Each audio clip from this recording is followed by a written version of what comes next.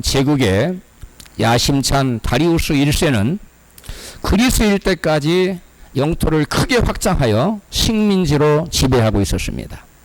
이 성경에는 이 페르시아 제국이 바사 제국으로 나타나고 있고, 또 다리우스 왕은 다리오 왕으로 나타나 있습니다. 다니엘을 사자굴에 집어넣고 마음이 슬퍼서 잠도 안 자고 음식도 먹지 않고 밤새도록 있다가 아침 일찍 가서 하나님의 사랑하는 종 다니엘아, 사시는 하나님이 너를 사자 입에서 능히 구원하시기에 능하셨느냐 하고 외쳤던 그 바로 왕이, 그 다리오 왕이 바로 다리우스 1세입니다. 페르시아의 통치하에 있던 수많은 그리스의 도시국가들이 독립을 갈망했어요. 마치 우리가 일제에 치하였을 때 독립을 갈망했던 것처럼 그 많은 그 그리스의 도시국가들이 그 독립을 갈망했는데, 그러던 차에 어느 날 오늘날 터키에 해당하는 터키의 조상인 선조인 이오니아 도시국가가 먼저 반란을 일으켰습니다. 그러자 그리스의 독립을 꿈꾸던 그 그리스 여러 나라의 리더격인 그런 아테네라는 나라가 이오니아와 연대해서 반란을 지원하게 됩니다. 그러자 페르시아의 이 다리우스 1세가 화가 나서 가만둘 수 없겠다 생각해서 BC 490년에 아테네를 응징하고자 압도적인 페르시아 대군을 이끌고 그리스로 아테네로 침공하는데, 그 침공한 장소가 어디냐면 마라톤, 여러분 들어보셨죠? 마라톤, 그것입니다. 페르시아와 아테네의 이 마라톤 전투는 마치 다윗과 골리앗과 같은 싸움이었어요. 절대로 중과 부적으로 이 아테네는 이 페르시아를 상대할 그러한 감이 안 됐어요. 그 결과는, 전쟁의 결과는 불을 보듯 뻔했기 때문에 전쟁에 지면 그 당시에 전부 다 포로로 붙잡혀가고 또 노예로 끌려가고 가족이 다 뿔뿔이 흩어져, 그리고 도륙을 당하고 죽임을 당하는 그런 처참한 결과를 초래합니다. 그래서 그런 것을 너무나 잘 알고 있던 이 아테네 백성 시민들이, 특히 고위층들에서 수많은 사람들이 자살을 하고 스스로 목숨을 끌던 그러한 일들이 속출하고 있었습니다. 그런데 아테네 군사들이 이래도 죽고 또 저래도 죽고 어차피 죽을 텐데 우리 싸우다 죽자 하고 사력을 다해서 페르시아 대군과 맞서 싸웠습니다. 그런데 놀랍게도 100% 질 거라고 생각했는데 전쟁에 파란을 일으키고 패전이 아닌 승전 국가가 되었습니다. 할렐루야. 이제 승리해서 도륙을 당하거나 노예로 끌려가지 않아도 된다는 이 기쁜 소식을 가지고 달려온 전령이 있었어요. 그 이름이 바로 페이디피데스. 이름이 좀 어렵죠? 페이디피데스. 그 전령이 사력을 다해 달려와가지고 우리가 전쟁에서 이겼습니다 하고 딱 그 자리에서 숨을 멈췄다고 합니다. 패전하여 도륙당하고 또 가족들이 뿔뿔이 노예로 흩어져서 죽을 것을 염려해서 공포에 질려서 자살하고, 수많은 또 자살 안 했지만 공포심에서 또 죽어간 사람이 수많은 많았는데, 그러한 수많은 아테네 시민들을 살려낼 수 있는 것이 바로 이 페이디피데스가 전한 여러분 이 기쁜 복음의 소식이에요. 그런데 이 전승의 기쁜 소식을 전한 사람의 이름이 바로 아주 신기합니다. 페이디피데스. 이 페이디피데스가 뭐냐면, 제가 이름을 외우려다 보니까 너무 어려워요. 그래서 제가 분해를 해봤어요. 그래서 페이는 지불하다, 값을 지불하다는 뜻이에요. 그 다음에 D는 더죠. 그 다음에 P는 우리나라 말로 피고, 데스는 죽음입니다. 이게 이렇게 우리가 해석을 할 수가 있어요. 그 피로 값을 지불하고 죽었다, 이렇게 해석이 가능한데, 마치 예수님께서 죄인들의 죄값을 피로 대신 치렀듯이 페이디피데스가 죽어가는 아테네 시민들의 목숨을 건지기 위해 죽었다는 뜻이 마치 들어있는 것처럼, 그 이름이 바로 페이디피데스, 피로 값을 지불하고 죽었다는 이름이 되는 것입니다. 어쨌든 이 일을 기리기 위해서 아테네에서 마라톤에서 아테네까지 약 40km를 달렸는데 그 거리를 기준으로 해서 1896년에 아테네 올림픽에서 최초로 마라톤 종목이 올림픽 정식 종목으로 채택이 됐습니다.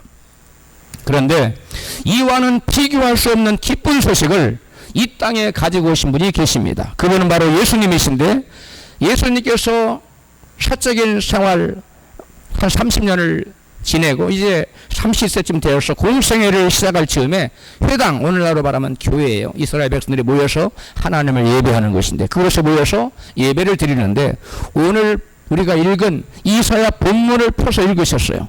우리 같이 읽어보겠습니다. 이사야 61장 1절입니다. 시작. 주 여호와의 신이 내게 임하셨으니 이는 여호와께서 내게 기름을 부으사 가난한 자에게 아름다운 소식을 전하게 하려 하심이라. 나를 보내사 마음이 상한 자를 고치며 포로된 자에게 자유를, 갇힌 자에게 노임을 전파하며. 아멘. 예수님께서 이 말씀을 읽으시고 회중들에게 이같이 말씀하셨어요. 누가복음 4장 21절입니다. 같이 읽습니다. 오늘 이 말씀이 너희가 듣는 이 자리에서 이루어졌다. 우리말 성경으로 읽어드렸어요. 이사야에 기록된 이 예언의 말씀이 너희가 지금 조금 전에 같이 읽은 너희가 들은 이 자리에서 나를 통해서 이루어졌다 라고 예수님이 지금 선언하고 계신 것입니다. 본문 이사야 61장에 예언된 가난한 자에게 아름다운 소식을 전하라고 여호와 하나님께서 보내신 메시아가 바로 이사야 61장에 기록된 그 예언된 그 주인공이 바로 나 예수님이라고 예수님이 지금 선언하고 있는 것입니다. 예수님의 이 선언은 곧 예수께서 이 땅에 오신 목적을 천명한 사명 선언문이라고 볼 수가 있습니다. 어느 회사든지 회사를 설립하고 나면 이 사명 선언문 또는 비전 선언문, 미션 스테이트먼트, 비전 스테이트먼트 것을 만들어서 가지고 있습니다. 각 회사의 사명 선언문 또는 비전 선언문에는 그 회사가 어떤 목적을 가지고 존재하는지, 그 무엇을 추구하는지를 그 내용을 담고 있는 것이 회사의 여러분 그 사명 선언문입니다. 각 교회에도 있습니다. 삼성전자의 홈페이지에 명시된 삼성전자의 공식 비전은 Inspire the world, create the future입니다. Inspire라는 단어는 굉장히 함축적인 단어인데 어떤 사람으로 하여금 뭔가를 하고 싶게 만들다, 그러한 뜻으로 동기부여를 하다 또는 자극하다, 흥분시키다, 고취시키다, 그런 의미를 가지고 있습니다. 여러 가지 내용을 함축하고 있는 단어예요. 따라서 삼성전자의 비전 선언문은 세상 사람들에게 동기부여를 하여 문제에 도전하도록 고취시키고 미래를 창조하라. 그것이 바로 삼성전자가 존재하는 이유고 그 회사가 추구하는 목표가 거기에 담겨져 있습니다. 그렇다면 예수님의 사명 선언문에 담긴 내용은 무엇일까요? 한마디로 말하면 예수님은 여호와 하나님께로부터 가난한 자에게 아름다운 소식을 전하라는 사명을 받고 오셨다는 것입니다. 예수님이 말씀하신 가난한 자가 누구냐? 물질적으로 빈곤한 자를 가리키는 게 아니라 원어로 보면 아나우라는 단어인데 물질적인 빈곤자가 아닌 영적으로 가난해서 고통받는 비천한 자들을 가리키는 의미입니다. 여기 가난하다라는 것은 하나님과 관계가 끊긴 영적인 사망자를 가리키는데, 하나님과 관계가 끊겨서 하나님의 생명도 없고 또 하나님의 축복도 끊겨버린, 그래서 자기 힘으로 수고하며 애쓰고 땀 흘려 고통 중에 살아가야 되는 모든 자를 총칭하는 자가 바로 이 가난한 자라는 말의 원어의 뜻입니다. 예수님은 이 같은 가난한 자들에게 아름다운 소식을 전하러 오셨는데, 주님께서 가져오신 그 아름다운 소식은 무엇을 의미할까요? 아름다운 소식을 가져오다 라는 히브리 원어는 바사르라는 단어인데 좋은 소식을 가져오다, 그 좋은 소식을 전파하다, 그런 의미를 갖고 있어요. 구약시대에 이 아름다운 소식을 전하게 하려라는 말씀이 신약에는 누가복음에 소개되는데 이같이 되어 있어요. 누가복음 4장 18절입니다. 같이 읽어요. 주의 성령이 내게 임하셨으니 이는 가난한 자에게 복음을 전하게 하시려고 내게 기름을 부으시고 나를 보내사. 복음을 전하다라는 말 헬라어로 유앙겔리조라는 말인데 그 뜻은 좋은 소식을 전파하다. 그러니까 예수님께서 이 땅에 가난한 자에게 복음을 전하게 하려고 오셨다는 것은 바로 하나님을 떠나서 영적인 사망을 당한 자로서 하나님으로부터 생명과 그 다음에 온 축복이 다 끊겨버리고 자기 힘으로 수고하며 애쓰며 살아가는 그런 고통 중에 절망 중에 살아가는 모든 자에게 복음을, 기쁜 소식을 전하기 위해서 오신 것이 바로 우리 예수님의 사명이라는 것입니다. 할렐루야. 그렇다면 여호와 하나님으로부터 예수께서 받아오신 그 아름다운 소식, 이 좋은 소식, 기쁜 소식, 그것은 바로 무엇을 의미하고 있을까요? 그 내용은 무엇을 담고 있을까요? 본문 이사야 61장 1절 후반절부터 같이 봅니다. 시작. 나를 보내사 마음이 상한 자를 고치며 포로된 자에게 자유를, 갇힌 자에게 노임을 전파하며 여호와의 은혜의 해와 우리 하나님의 신원의 날을 전파하여 모든 슬픈 자를 위로하되 무릇 시온에서 슬퍼하는 자에게 화관을 주어 그의 죄를 대신하며 희락의 기름으로 그 슬픔을 대신하며. 아멘. 예수님의 사명은 가난한 자들에게 복된 소식, 기쁜 소식, 복음을 전하기 위해서 오신 것이 사명인데, 예수께서 하나님께로부터 보내신 받은 그 첫째 목적을 그 여러 가지 그 가난한 자에게 복음을 전하는 그 복음의 내용이 있는데 그 첫째를 뭐라고 표현하고 있냐면 마음이 상한 자를 고치라라는 것으로 언급되고 있어요. 여기서 마음이 상한 자에서 상하다라는 말은 히브리어로 사바르라는 말인데 부수다, 철저히 깨뜨려 산산조각을 내다, 그런 의미예요.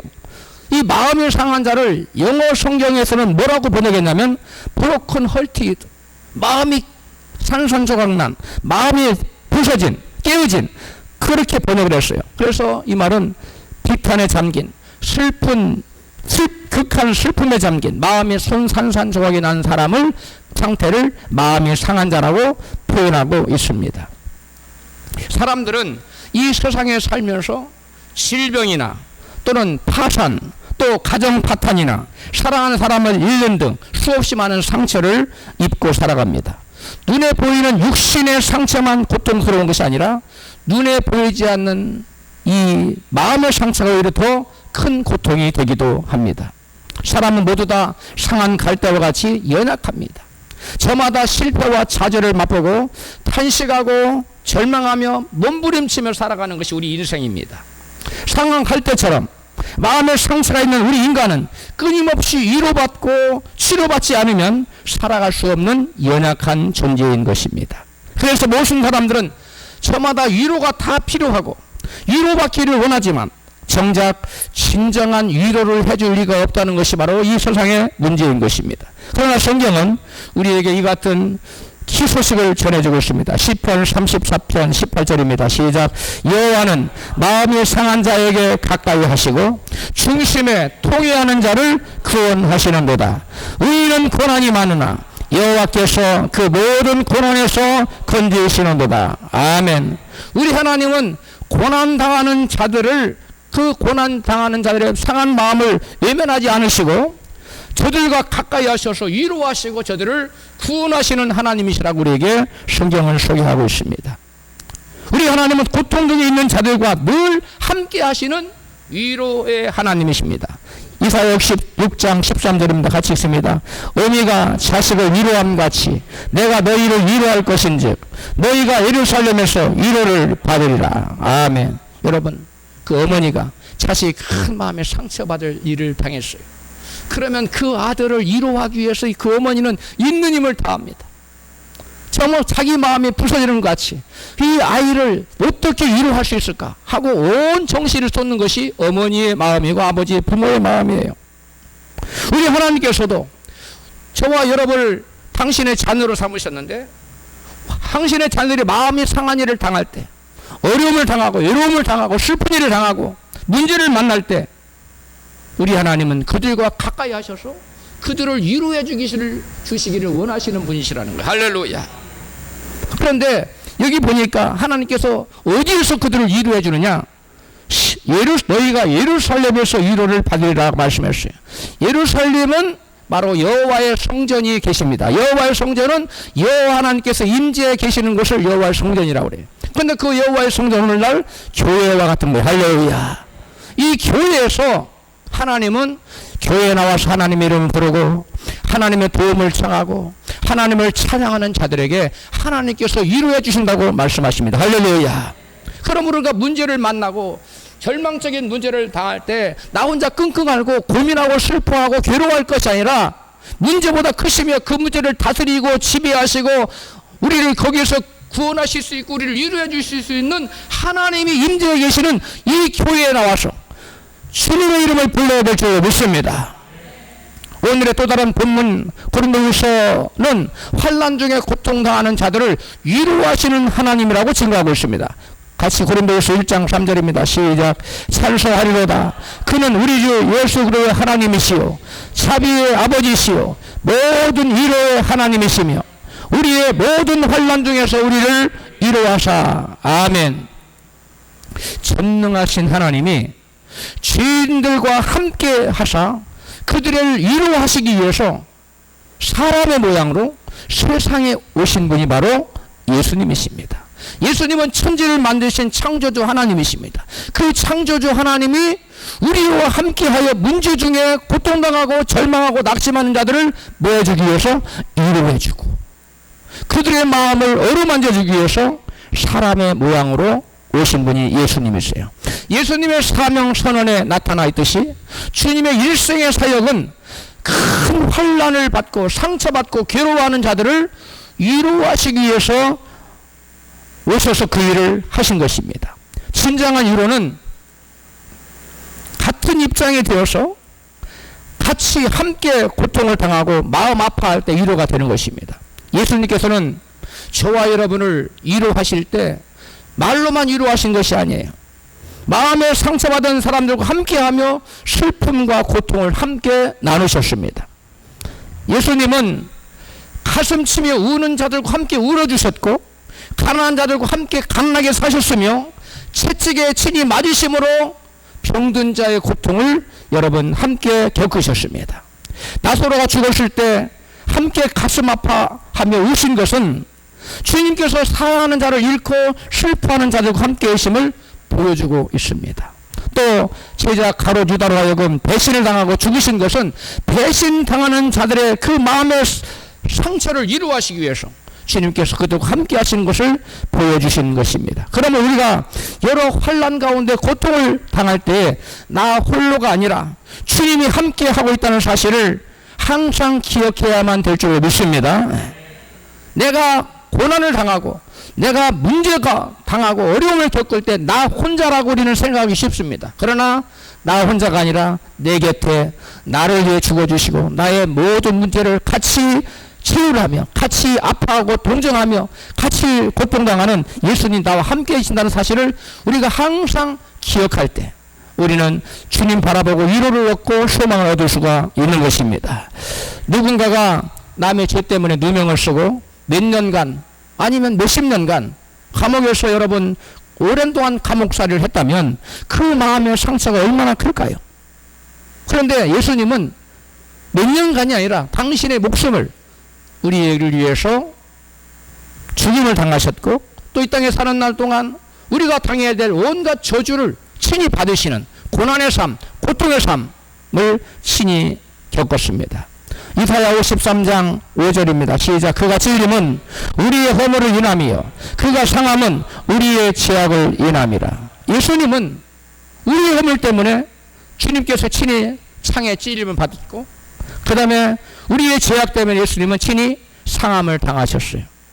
죄 없으신 예수님이 모든 죄인들의 죄를 다 뒤집어 쓰고 대신 저주를 받아 십자가에 달려 피 흘려 죽으심으로 우리의 모든 죄인들의 죄값을 대신 갚아주신 것입니다. 그러면 우리는 환난 중에 마음에 고통받고 상처를 입을 때 예수 그리스도의 십자가를 바라보고 위로와 소망을 얻을 수가 있는 것입니다.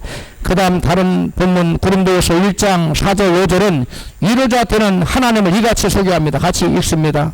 우리의 모든 환난 중에서 우리를 위로하사 우리로 하여금 하나님께 받는 위로로서 모든 환난 중에 있는 자들을 능히 위로하게 하시는 이시로다. 5절 그리스도의 고난이 우리에게 넘친 것과 같이 그리스도로 말미암아 받는 위로도 우리에게 넘칩니다. 이 세번역 성경으로 읽어드렸어요. 우리가 환난을 당할 때 하나님께서 우리에게 위로를 주시는 이유는 우리로 하여금 하나님께 위로받고 또 환난 중에 있는 자들을 바로 위로하게 하려고 우리에게 위로를 주신다고 오늘 본문은 말씀하고 있어요. 사도 바울은 성도들이 고난받는 이유를 이같이 증거합니다. 고린도후서 1장 6절입니다. 시작. 우리가 환난받는 것도 너희의 위로와 구원을 위함이요 혹 위로받는 것도 너희의 위로를 위함이니. 아멘. 바울은 자기가 지금 고난받고 또 하나님께로부터 위로를 받는 것은 자기 자신을 위해서가 아니라 즉 너희 즉 고난받는 성도들을 위해서 위로하기 위함이라고 지금 증거하고 있어요. 예수님께서는 우리를 위로하기 위해서 친히 인간이 담당할 수 있는 모든 고난을 다 겪고 죽으신 후 부활의 영광을 얻으셨습니다. 로마서 8장 17절입니다. 시작. 우리가 그와 함께 영광을 받기 위하여 고난도 함께 받아야 할 것이니라. 이 말씀에서 바울은 성도들에게 고난이 찾아오는 이유를 말씀하고 있어요. 그와 함께 뭘 받기 위해서? 영광을 받기 위해서 뭣도 같이 받아야 된다고요? 고난도 받게 합니다. 바울이 고난 받음으로 하나님께 위로를 받고 내가 하나님께 위로받지 않은 사람은 남을 위로할 수 없습니다. 그래서 바울이 위로받기 위해서 먼저 하나님 앞에서 여러 가지 말로 형용할 수 없는 여러 가지 고난과 시련을 겪었고 그때마다 하나님은 바울을 위로하셨어요. 그래서 그 바울은 그 받은 위로로서 다른 사람에게 가서 그 여러 가지 환난과 시련 가운데 고통당한 자들을 위로했던 것이 바로 바울의 모습입니다.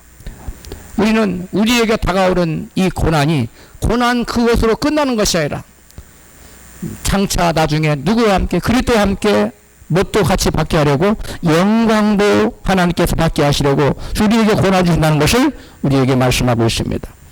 여러분 동병상련이라는 말이 있습니다. 같은 병을 지닌 사람은 서로를 가엾게 여긴다. 그런 의미를 지니고 있어요. 환난을 겪어보지 못한 사람은 환난 중에 있는 사람의 마음을 헤아릴 수 없습니다. 그래서 환난 중에 있는 사람에게 진정한 위로를 줄 수가 없는 것입니다. 여러분이 만약 사업에 실패해보지 않고 승승장구만 했다면 후도 맞고 사업이 망한 사람을 찾아가서 위로한들 그것이 위로가 되겠습니까? 위로가 되지 않습니다.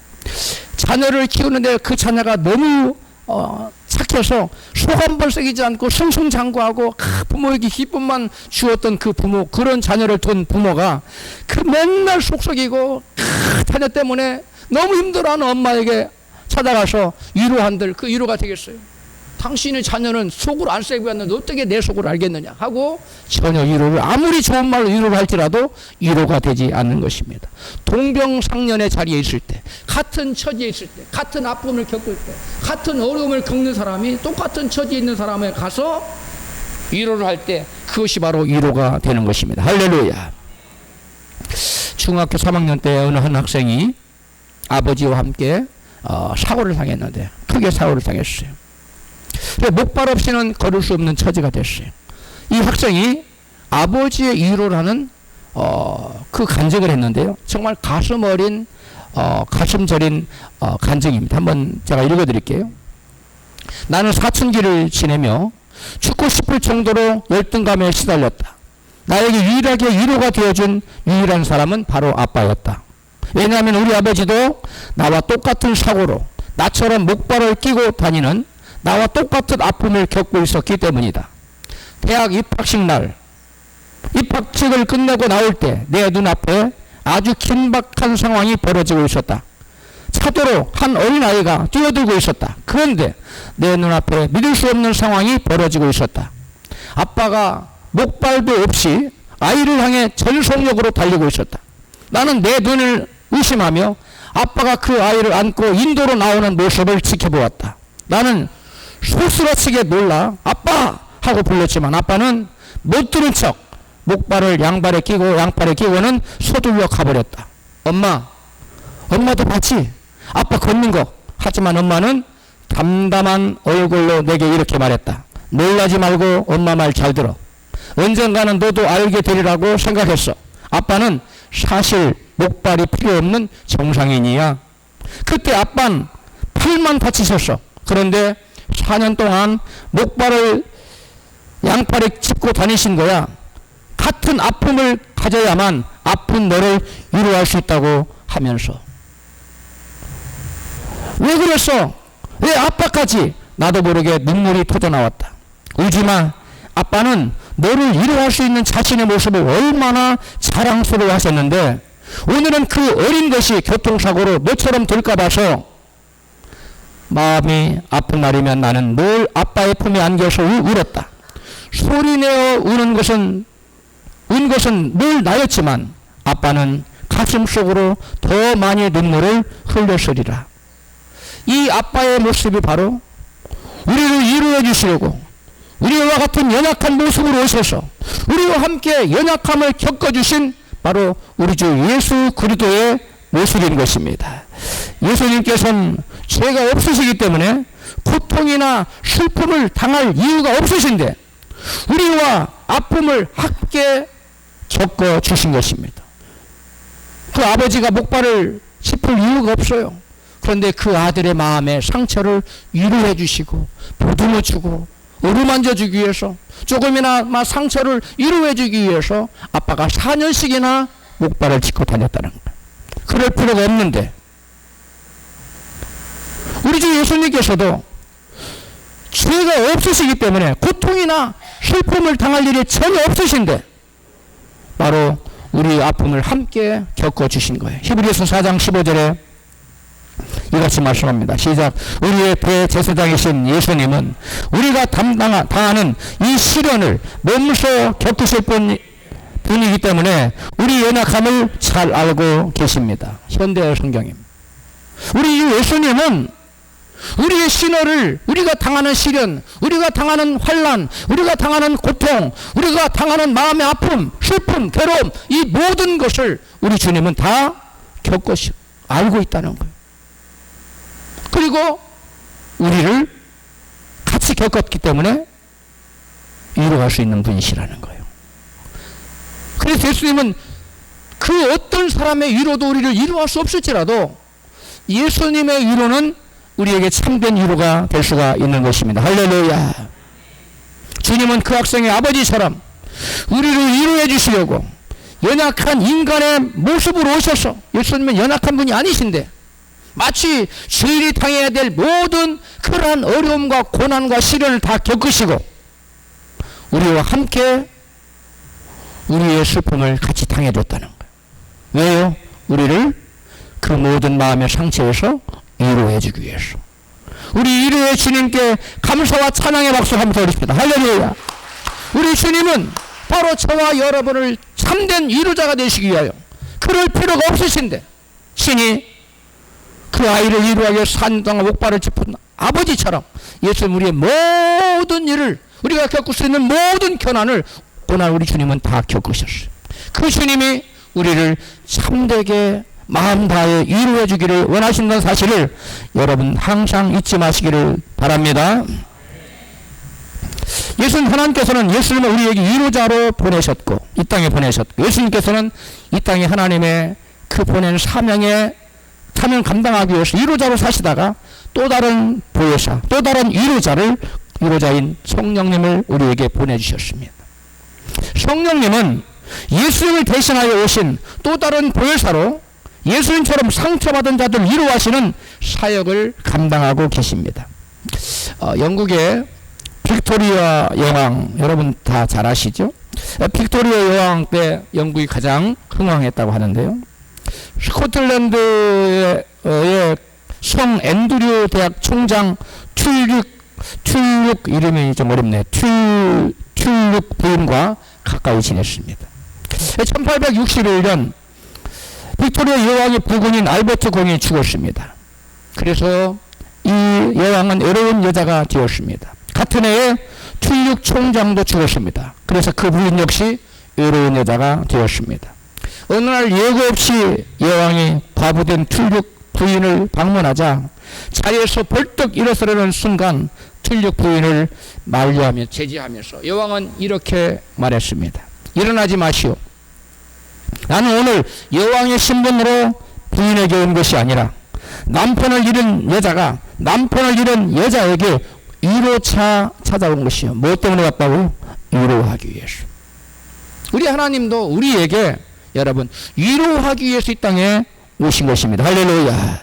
만왕의 왕 되신 하나님이신 그리스도께서는 굳이 그렇게 안 하셔도 되는데 인간의 옷을 입고 마치 죄인이 당해야 될 그 모든 고난과 슬픔을 겪으시고 우리 인간의 슬픔을 위로하러 오신 것입니다. 그뿐 아니라 모든 슬픔의 근원이 되는 세상죄를 지시고 십자가에서 우리 대신 못 박혀 피 흘려 죽으심으로 우리가 당해야 될 하나님의 저주 심판에서 우리를 구원해 주셨습니다. 할렐루야.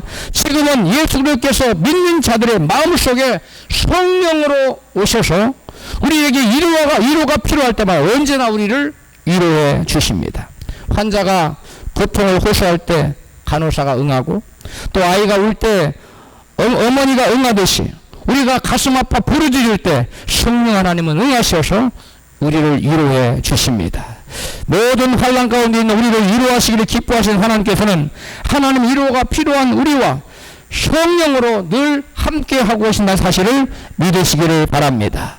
예수님께서는 위로자로 성령님만 보내신 것이 아니라 하나님을 믿는 예수를 믿는 성도들도 세상의 위로자로 보내시고 계십니다. 요한복음 20장 21절입니다. 시작. 예수께서 또 가라사대 아버지께서 나를 보내신 것 같이 나도 너희를 보내노라. 하나님께서는 예수 그리스도를 이 땅에 세상의 위로자로 보내셨는데 예수님은 슬픈 자를 위로하라고 바로 저와 여러분을 세상에 동일한 방식으로 보내신다는 거예요. 여러분 광야에서 40년간 연단받고 고난받은 이 모세를 하나님께서는 나중에 광야에 40년 동안 광야를 다녔으니까 그 광야에 정통한 그 모세로 하여금 이스라엘 백성들을 40년간 그 광야에서 광야길로 인도하도록 하셨어요. 무엇을 의미합니까? 모세의 40년 연단과 고난은 쓸모없이 하나님 허락하신 것이 아니라 그것을 통해서 모세가 나중에 지도자의 역할을 이스라엘 민족을 광야길로 40년을 인도하는데 아주 필수 불가결한 모든 지식을 다 거기서 광야에 대한 것을 정통하도록 만드셨다는 거예요. 마찬가지로 저와 여러분에게 원치 않는 시련과 고난, 역경, 슬픔 이런 역경들이 나에게 필요 없는 것처럼 보여요. 그러나 그 모든 것들은 장차 저와 여러분이 하나님께 위대하게 쓰임받는데 꼭 필요한 것이 있기 때문에 허락한 사실을 믿고 감사하는 저와 여러분 됐으면 좋겠습니다. 모세의 40년 광야의 고난과 시련은 우리가 왜 광야의 고난과 슬픔과 연단을 겪지 않으면 안 되는지를 우리에게 잘 보여주고 있습니다. 하나님께서는 너희는 위로하라, 내 백성을 위로하라고 이사야 40장 1절에 말씀하고 있어요. 그렇다면 우리가 어떻게 마음 슬픈 가슴이 아픈 자들을 위로하는 위로자가 될 수 있을까요? 예수님처럼 가슴 아픈 자와 같은 동병상련의 자리에 있을 때 우리는 진정한 위로자의 자리에 설 수가 있습니다.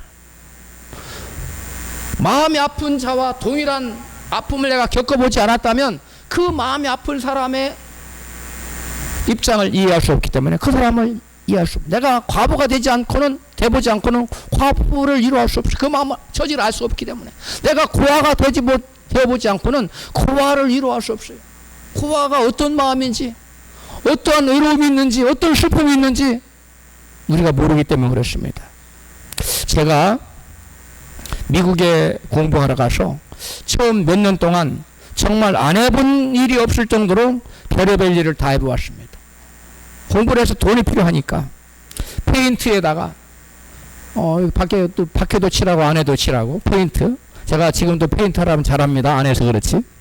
야간 경비, 세탁소 일, 또 음식점 일, 또 학교 구내식당에서 뭐 이렇게 만드는 거, 또 밥 퍼주는 거, 또 물건 델리버리 배달하는 일, 또 식품 배달까지 뭐 여러 가지 미국에서 안 해본 일이 없어요. 그런데 제가 나중에 이제 미국에서 한 5년간 목회를 했는데 그때 그 당시 그렇게 어렵게 일했던 경험들이 미국에 처음 와서 정착하면서 어려움을 겪는 사람들에게 큰 위로가 되고 소망을 준다는 것을 제가 알게 됐어요. 페인트 하는 분에게 저도 옛날에 페인트 했습니다. 아, 목사님도 페인트를 하셨나요? 그러면서 소망을 갖고 나도 때가 되면 자리를 잡겠구나. 그들이 소망을 갖고 위로를 받는 것을 볼 수. 저도 옛날에 세탁소 일했는데요. 뭐 세탁소, 아, 목사님도 세탁소에서 일하셨어요? 아, 세탁소 뜨겁고 너무 힘들었는데, 아, 목사님 그 일을 하셨어요? 위로를 받아요. 또 음식점에서 내가 일했다 그러면, 아, 목사님도 음식을 이렇게 위로를 받는 것을 제가 볼 수 있어요. 그들이 제가 자기가 똑같은 일을 옛날에 했다고 하니까 동병상련의 마음을 갖는 겁니다. 아, 목사님도 이런 일을 했구나. 나도 때가 되면 언젠가는 자리를 잡을 수 있겠구나. 미국에 처음 와서 그 누구도 돈을 엄청나게 싸들고 온 사람 빼놓고는 거의 대부분이 정말 바닥에서부터 한 단계 한 단계 계단을 타고 올라가야 돼요. 응? 미국의 우리 한인들이 그런 계단을 거쳐서 성공하게 되는데, 제가 미국에서 5년 동안, 만 5년 동안 목회를 하면서 저의 이 경험들이 정말 힘들고 어려운 낮은 자리에 있는 사람들에게 큰 소망을 주고 위로가 된다는 것을 제가 너무나 많이 경험했어요. 그러므로 저와 여러분에게 당하는 내가 원치 않는 크고 작은 고난과 시련과 역경, 시련들이 때가 되면 이것을 사용해서 하나님의 뜻을 펼치고 하나님께서 위로하고자 하는 자를 위로하는데 하나님께로부터 귀하게 쓰임받는 존귀한 자가 될 줄로 믿습니다. 우리가 진정한 위로자가 되려면 먼저 우리가 하나님께로부터 위로를 받아야 돼요. 고린도후서 1장 4절입니다. 본문이 시작. 우리의 모든 환난 중에서 우리를 위로하사 우리와 하여금 하나님께 받는 위로로서 모든 환난 중에 있는 자들을 능히 위로하게 하시는 이시로다. 아멘. 우리가 남을 위로하려면 우리가 하나님으로부터 뭘 받아야 된다고요? 먼저 위로를 받아야 된다. 하나님께 먼저 받은 위로로 남을 위로하게 하신다고 말씀하고 있잖아요. 우리가 하나님께로부터 받은 위로로서 모든 환난 중에 있는 사람들을 여러분 위로하게 하신다고 주님 말씀하고 있어요. 우리가 다른 사람을 위로하는 위로자가 되기 위해서는 내가 먼저 환난을 겪어보고 위로를 받아봐야 돼요. 그래야 내가 진정한 다른 사람에게 위로할 수 있는 그러한 사람이 된다는 것입니다. 그렇다면 우리가 어떻게 하나님의 위로를 받을 수 있을까요? 예수님은 애통하는 자가 복이 있나니 저희가 위로를 받을 것이요 라고 마태복음 5장 4절에 말씀하고 있어요. 누구나 사람은 누구를 막론하고 환난과 시련을 당하면 마음이 낮아지게 되어 있어요. 그리고 애통하는 마음을 갖게 되어 있어요. 이 사람 환난 중에 애통하는 마음을 갖게 되면 그 사람은 하나님의 위로를 받게 되어 있습니다.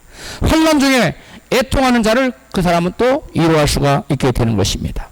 환난 중에 탄식하며 절망하는 자들을 위로해 주시려고 사람으로 오셔서 우리의 슬픔을 함께 당하신 주님께서 이같이 말씀하십니다. 이사야 41장 10절입니다. 시작. 두려워 말라. 내가 너와 함께 함이니라. 놀라지 말라. 너는 내 하나님이 됨이니라. 내가 너를 글쓰게 하리라. 참으로 너를 도와주리라. 참으로 나의 의로운 손으로 너를 붙들리라. 주님께서 말씀하십니다. 내가 너와 함께하리라. 너는 혼자가 아니다. 너를 때마다 일마다 도와줄 나 예수가 살아있어서 너와 늘 함께하고 있단다. 할렐루야.